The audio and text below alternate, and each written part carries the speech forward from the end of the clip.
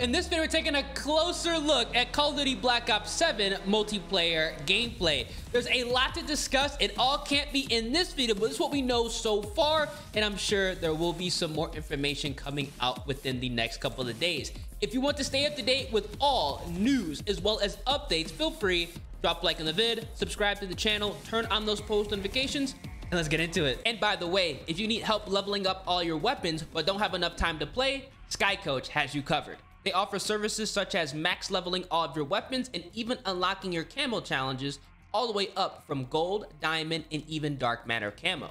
So for cheap, reliable, and safe Black Ops 6 and Warzone services on all platforms, check out SkyCoach. They offer 24/7 support, so you know you have your back covered. And you can use my discount code EARS to save off your purchases. My link is going to be at the top of the description, so make sure to check out SkyCoach to save time and get back into the game. All right, let's take a look at Black Ops 7 Direct. They are going to be going into more detail on what we can experience here for campaign as well as multiplayer and the whole backstory, because this COD, I mean, it's kind of weird. I ain't gonna lie, but I think it might be good. It might be good. Let's see. Let's see. It's weird. I'm not gonna lie. the whole scope, everything, like something new to the table. Oh, it's about to happen. Definitely new to the table. Sure. I think they're in. It's for weird a a nice little surprise, bit. Yeah. I ain't gonna lie. I mean. We're excited to finally talk about our brand new game, launching this year, Black Ops 7. This is a story we've been building for years, designed from the start to deepen the Black Ops universe. We're picking up the thread in 2035, a world shaped by the consequences of choices made long before. It's a future forged by fear. Ooh, wait. We're always looking for new ways to. In 2035, Is a that world what I thought it shaped by was? the consequences of choices made long before. It's a future forged. That looked like the Supri. That looked like the Supri 46 right there. Of choices made long before. It's a future Yeah, that looks like the Supri 46. Forged by fear. We're always looking for new ways to one-up ourselves and push beyond what we've achieved before. And Black Ops 7 gives us the opportunity to take valuable player feedback and infuse it directly into our development. Yeah, because they're essentially gonna mash BO2 and BO3 You'll be able together. to squad up with friends or play solo in a fresh and innovative co-op campaign. Jump into a 2035 multiplayer experience loaded with brand new maps. And yes, the next chapter of Zombies, set entirely in the dark ether. First, let's dive into our campaign. Yeah, let's take a look. From at the this, start, our goal was to tell a story that could idea. stand on its own while also honoring the legacy of the series. Throughout development, we found meaningful opportunities to reconnect with characters and storylines from earlier Black Ops titles. What say we wrap this shit up real quick today, okay? I need to hit the beach and work on my tan. Black Ops 7 takes place about 10 years after the events of Black Ops 2 with Raul Menendez and his Cortes DA movement. It's such a good period of time because how have these characters changed over the last 10 years? We have this sweet spot here to really open up some new relationships between characters. At the end of Black Ops 2, Raul Menendez was seemingly killed. Now in 2035, he's back with a mysterious video threatening to burn the world down it's kind of, in I 3 thought days. we killed In the response dude, to this imminent threat, the Guild, a global tech conglomerate, has stepped in to offer protection where governments and nations have failed. David Mason, callsign Section, is back, deployed to investigate the new danger. What begins as a tactical operation quickly unravels into something far more disturbing, as they uncover a weapon engineered to turn fear into an instrument of war. So when the team like a gets biohazard. exposed to it, we get to dig into twisted versions of their memories. It really plays on their fears. It puts them into this kind of paranoid state. See, you know what? As This reminds me of The Dark Knight. Or not The Dark Knight, Batman Begins, when they had like the gas that was in the water. That's kind of what this reminds me of. Let me know down in the comment section. Am I tripping? But like, I feel like this game is like Black Ops 2, Black Ops 3. Those robots look like Infinite Warfare, and like this chemical warfare, kind of like what they tried to do with Gotham in Batman Begins. That's kind of what I'm getting. Story deepens. I know they try to go ahead and, you know, take things from movies and stuff like that, but and the line between memory you feel me? and like, I don't madness know. begins to blur. This is also kind of like the Black Ops 3 campaign too. At the heart of it all is David Mason, returning from Black Ops 2 and now portrayed by Milo Ventimiglia, who brings the grounded intensity and emotional depth that the story demands. David is a true leader, but he's riddled with doubts. He's always worried, did he do the right thing? That fear obviously is really the basis of this story. Under the authority of now Commander Troy Marshall, David now leads a new JSOC unit, codenamed Spectre 1. As the world spirals into uncertainty, David must hold his team together. Now let's meet the team. Mike Harper returns with his tough-as-nails attitude and signature humor. We get this good balance of the energy that he brings, but also the way that he can take David aside and be really honest with him. Michael Rooker reprises the role, and he brings every ounce of personality you'd expect. The guy is not a lot of fun. Balancing Harper's bold personality is Eric Samuels, portrayed by John Eric Bentley. After protecting the president alongside David and Harper back in Black Ops 2, he formed a deep respect for David. Resigning from the Secret Service and joining his elite JSOC team, Samuels believed he could make a greater impact at David's side. 50-50 is one of our new characters. She's pretty amazing. She's Samoan, and she's kind of worked her way up, and then at a certain point in her life, started experiencing this degenerative disease. Rather than getting taken away from the field, she's part human, part she is robot. willing to get some of her limbs replaced with bionic limb replacements. She's played by Frankie Adams, who is just a perfect fit for the role. It would suck to get kicked and punched by her. Alongside these new and returning faces, we're introducing Emma Kagan, portrayed by Kiernan Shipka. As the CEO of the Guild, Emma has positioned herself as humanity's last line of defense against the emerging threat. Okay. But her philosophy on how to confront this crisis puts her at odds with David and his team, raising questions about trust, control, all her and the gonna cost get hacked. of survival. It's gonna backfire. You'll also meet operatives like Slade Razor Barrick, who heads up Spectre 2, the secondary JSOC team supporting the mission. Integral to our story is the enduring shadow of Raul Menendez. Now, as the world spirals towards chaos once again, the question isn't just whether Menendez is back, it's whether David is ready to face what that truly means. It was just the beginning. A necessary first step. Mission variety is at the core of Black Ops 7. I can say that you are definitely going to see some of the most trippy shit you have ever seen in a Call of Duty campaign. Yeah, I don't know about that. Is that a good thing or a bad thing? Get really, really that Black crazy Ops 3 the more campaign you play. was like... You're going to travel to places in reality in the game, but also in your mind. We can go to Nicaragua. Yeah, because that's what they're doing in Black Ops 3. You can go to Los Angeles, all within the span of seconds because there's no limitations on what this mindscape can bring. Avalon isn't just where the story begins, it's where it unfolds. It's where the Guild is based. And while we won't spoil why that matters just yet, their presence here is no accident. It's a city layered with history and power, hidden agendas, designed from the ground up to serve both the narrative and the gameplay. Having Avalon as this massive space is a first where we can actually integrate seamlessly into the campaign. You're doing a very specialized mission here, and then you go back to Avalon and you're progressing the story. It's a place where the past and future collide, and where the truth about Menendez and the Guild waits to be uncovered. And as part of the co-op campaign, we're unleashing something bold, the endgame.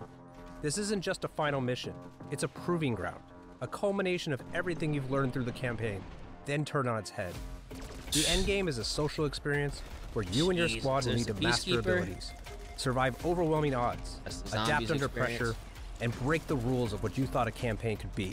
And you get to do it not just with your friends, but there's another 28 players, so 32 in total. It is truly a living world. With this whole new canvas at our fingertips, we want to make sure players could be rewarded in fresh new ways, even if they only play for the story. So for the first time ever, we're proud to announce we're bringing global progression to campaign in Black Ops 7. Earn XP, complete challenges, level up your weapons in the campaign, and bring them into MP, zombies, or Warzone. Built for solo or co-op play, this campaign pulls you into a threat that demands your attention, twists your expectations, and reminds you exactly why Black Ops stories are so unique. There we go, finally, multiplayer. If I take a step back and say what was the vision for multiplayer in Black Ops 7, it really started with that 2035 setting. Moving forward to 2035 lets us push the gameplay, make sure that we're making the most balanced and fun game as possible. And they can add in stuff that, you know, doesn't really exist. It's not gonna be crazy. All the I mean, the futuristic stuff that's not too crazy is good. To weapons this project. We'll have 30 new weapons available at launch, including 16 that players are seeing for the very first time in Call of Duty. 16, so more than half. It's always about finding the right balance of something brand new, as well as delving into some of our past experiences. So we're always looking at other Black Ops games and trying to pick out little nuggets, weapons that people have really loved and maybe haven't seen in a long time, as well as some of those that keep coming back, but they're better than ever. We want to make sure that they're all over the map in terms of the classes that they belong to, as well as some of their gameplay mechanics. With the game taking place 10 years after Black Ops 2, we've unleashed the team's creativity to deliver exciting new perks, attachments, equipment, field upgrades, and of course, a huge selection of score streaks to play with. With our new arsenal of gadgets, we're introducing a system we call overclocks, allowing players to progress and unlock increased capabilities for equipment, field upgrades, and score streaks. The overclock system puts even more agency and power into the hands of our players, allowing more customization of your gameplay experience than ever before. We're also expanding Omni movement to include new ways to outmaneuver and outstyle your opponents across the game, including wall jump for new traversal capabilities. We've also taken a close look at feedback and have made tuning adjustments across the board for a more controlled experience, including the removal of tactical sprint by default, with the ability to opt into that through our perk system. Now let's talk about how we're upping the ante with our multiplayer maps. We're taking multiplayer to bold new locations that are deeply connected to the narrative. You'll fight through covert guild facilities in Japan, revisit David Mason's childhood cabin in the Alaskan wilderness, infiltrate a remote tundra installation, and clash across a high-tech solar array in the Australian outback. Our maps are designed to breathe more, giving players the space to fully explore our expanded Omni movement system, while still delivering the tight cover-to-cover combat that defines Black Ops. Each layout emphasizes clear lane definition, strong sightlines, and opportunities for creative flanking and positioning. Whether you're a run-and-gun player, a tactical defender, or someone who thrives on movement and momentum, there's something here for you to learn, adapt to, and dominate. Because we're taking place after Black Ops 2, we've been able to revisit some of those spaces in reimagined ways, and Raid is definitely one of those that we thought was really important to bring back. It's like Japan themed. This is the Raid you know and love, reimagined for Black Ops 7 in a setting that's as beautiful as it is deadly. I think my favorite new multiplayer map is going to be the Forge. Yes, that would be Forge. Scar. Cortex. Homestead, for sure. We've got 16 exciting maps at launch, all 6v6. We're also hard at work crafting some of the most unique maps for post-launch, leaning all the way into the themes of Black Ops 7. Okay, the maps look decent because they can go ahead. I mean, even the maps aren't good, the remakes will most likely be good. New mode to the series. One of our new modes at launch is Skirmish, a large-scale experience where teams battle it out to complete objectives. It is a big 20 versus 20 size map, but adding wingsuit into multiplayer changes the dynamics of it compared to just like a core 6v6 mode. This allows you to have not only a bigger play space, but also more objectives going on. A squad captures an objective, they could basically wingsuit across the map to capture the next objective. One of my favorite things about Skirmish is that no one match feels the same. This is a multiplayer experience designed to surprise you, built with intention, shaped by experience, and driven by the variety that keeps players coming back.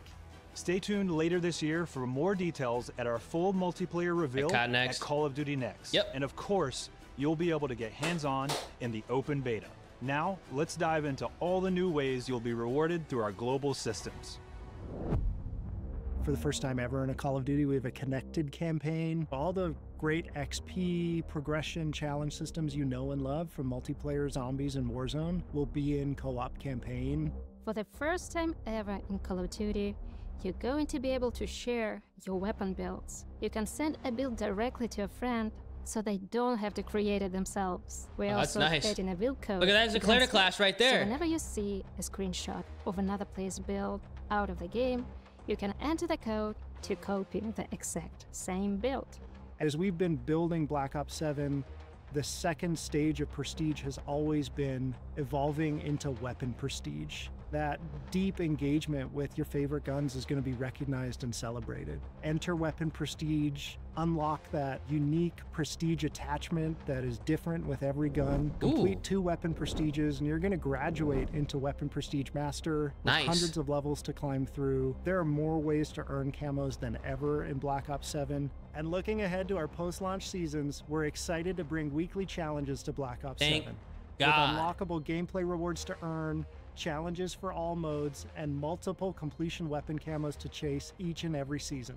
We'll have a lot more to talk about on progression and global systems later this year. But looks like they're bringing a lot of content in. Leaping forward in time to 2035 with our HUD and UI.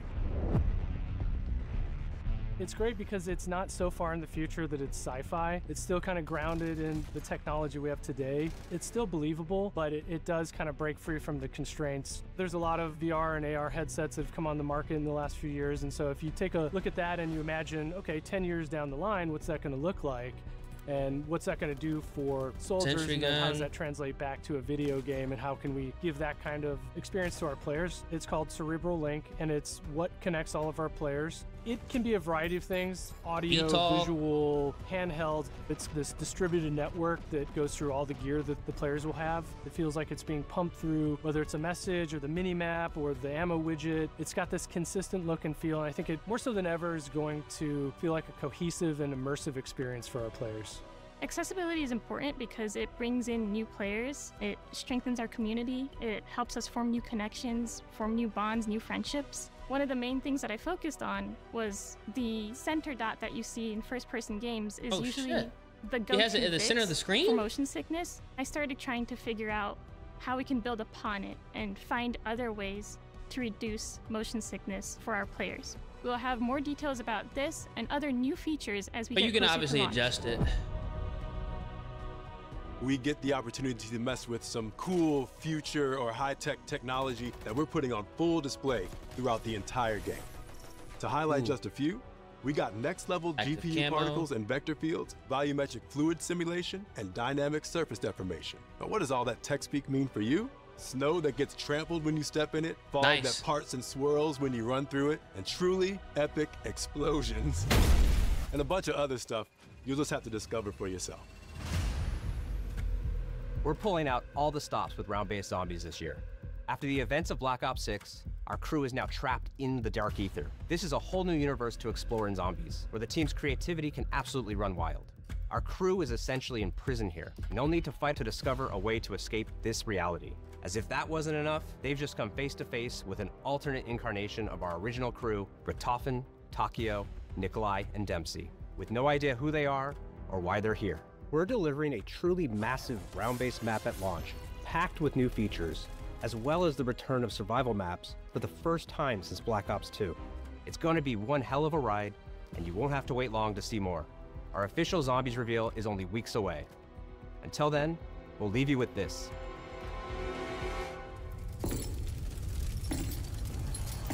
I'm not really a huge zombies guy, but I'm liking what I'm seeing with the multiplayer. I'm not gonna lie, y'all. Let me know down in the comment section what you guys think.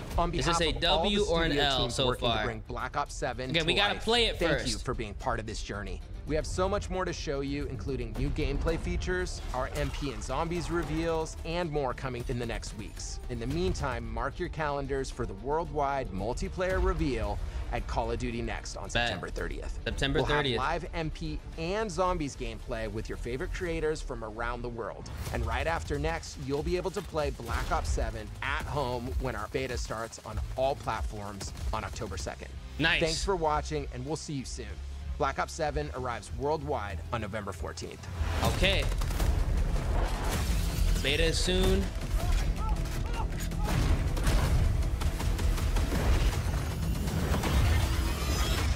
Interesting. Let me know what y'all think.